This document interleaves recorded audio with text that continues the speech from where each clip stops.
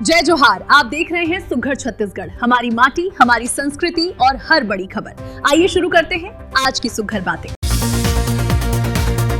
शहर के उसलापुर गोकुलधाम क्षेत्र में शनिवार को एक बड़ा हादसा टल गया। यहां एक घर की अंडरग्राउंड बोरिंग हाई प्रेशर के कारण अचानक फट गई, जिससे इलाके में अफरा तफरी मच गई। गनीमत रही कि इस घटना में किसी के हताहत होने की खबर नहीं है। जानकारी के अनुसार मकान के पास स्थित पड़ोसी प्लॉट में नई बोरिंग का काम चल रहा था। इसी दौरान अत्यधिक दबाव बनने से पहले से मौजूद अंडरग्राउंड बोरिंग फट गई। तेज प्रेशर के कारण जमीन के भीतर जोरदार धमाका हुआ और पानी के साथ मिट्टी बाहर निकलने लगी। घटना का पूरा दृश्य घर में लगे सीसीटीवी कैमरे में कैद हो गया है। उप मुख्यमंत्री साव ने आगामी रेल बजट को लेकर भी आशा जताते हुए कहा कि छत्तीसगढ़ में बेहतर रेल कनेक्टिविटी, नई ट्रेनों की शुरुआत और रेल सुविधाओं के विस्तार की पूरी संभावना है, जिससे आम जनता को सीधा लाभ मिलेगा।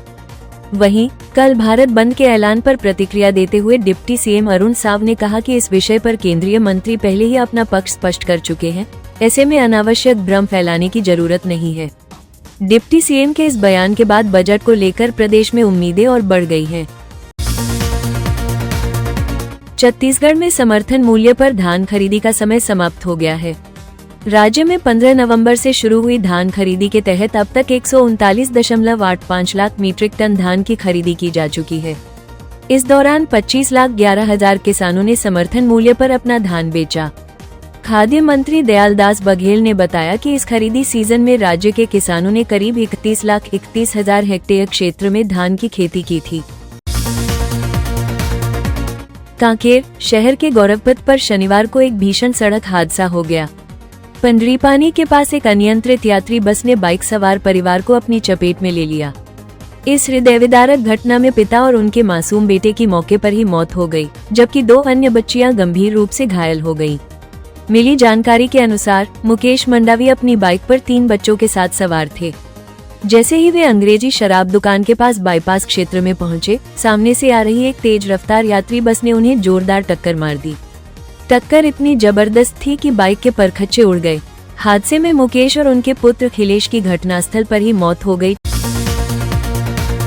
छत्तीसगढ़ के व्यापारिक हितों की रक्षा और आम जनता को राहत दिलाने की दिशा में Chhattisgarh chamber of commerce and industries को एक बड़ी सफलता मिली है।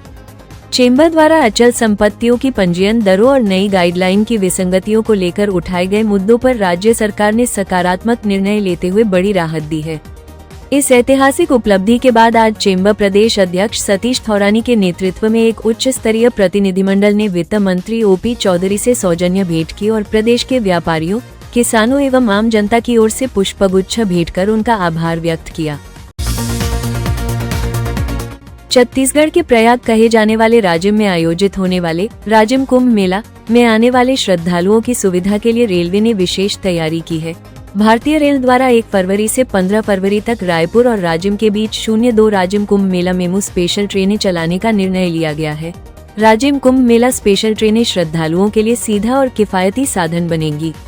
रेलवे का उद्देश्य कुंभ के दौरान यात्रियों को बेहतर कनेक्टिविटी प्रदान करना है। ये ट्रेनें रायपुर से राजिम के बीच पड़ने वाले प्रमुख स्टेशनों पर रुकेंगी। राजधानी रायपुर के एमजी रोड स्थित गली नंबर 02 के सिंधी बाजार में देर रात चोरों ने बड़ी वारदात को अंजाम दिया। चोरों ने दीवार और छत तोड़कर ऑटो पार्ट्स एवं इलेक्ट्रॉनिक्स गुड्स की कई दुकानों में घुसकर लाखों रुपए का सामान चोरी कर लिया। वारदात को अंजाम देने के दौरान चोरों ने सीसीटीवी कैमरों में भी तोड़फोड़ की, जिससे उनकी पहचान मुश्किल हो गई। छत्तीसगढ़ के सरगुजा जिले से एक सनसनीखेज मामला सामने आया है, जहां प्रधान आरक्षक की प्रताड़ना से तंग आकर एक युवक ने आत्महत्या कर ली। लखनपुर थाना में पदस्थ प्रधान आरक्षक पन्नालाल के खिलाफ आत्महत्या के लिए प्रेरित करने का मामला दर्ज किया गया है। मृतक युवक की पहचान आशीष मिंज के रूप में हुई है। परिजनों के अनुसार प्रधान आरक्षक पन्नालाल ने आशीष मिंज से 50,000 रुपए रिश्वत की मांग की थी। आरोप है कि रकम नहीं देने पर प्रधान आरक्षक ने आशीष को उसकी प्रेमिका की आत्महत्या के मामले में फंसाने की धमकी दी थी। तेलीबांधा तालाब मरीन ड्राइव पर पार्किंग शुल्क को लेकर शुरू हुए नए विवाद पर बड़ा अपडेट आया है। मेयर मीनल चौबे आज मरीन ड्राइव पहुंची और वाहन पार्किंग व्यवस्था का निरीक्षण कर समीक्षा की। इस दौरान उन्होंने पार्किंग शुल्क को लेकर बयान दिया। महापौर ने मीडिया को जानकारी दी कि पार्किंग शुल्क दोपहर 12 बजे से लागू होगा, जबकि मॉर्निंग वॉक के लिए आने वालों से कोई शुल्क नहीं लिया जाएगा। सूरजपुर जिले के रामानुजनगर थाना क्षेत्र अंतर्गत शुक्रवार की देर रात सड़क हादसे में बाइक सवार 2 युवकों की मौत हो गई। दोनों धान उपार्जन केंद्र में हमाली का काम करते थे। काम खत्म होने के बाद रात में घर लौट रहे थे। इस दौरान सड़क किनारे खड़े ट्रक से उनकी तेज रफ्तार बाइक जा भिड़ी। हादसे में सिर में गंभीर चोट आने से दोनों की मौके पर ही मौत हो गई।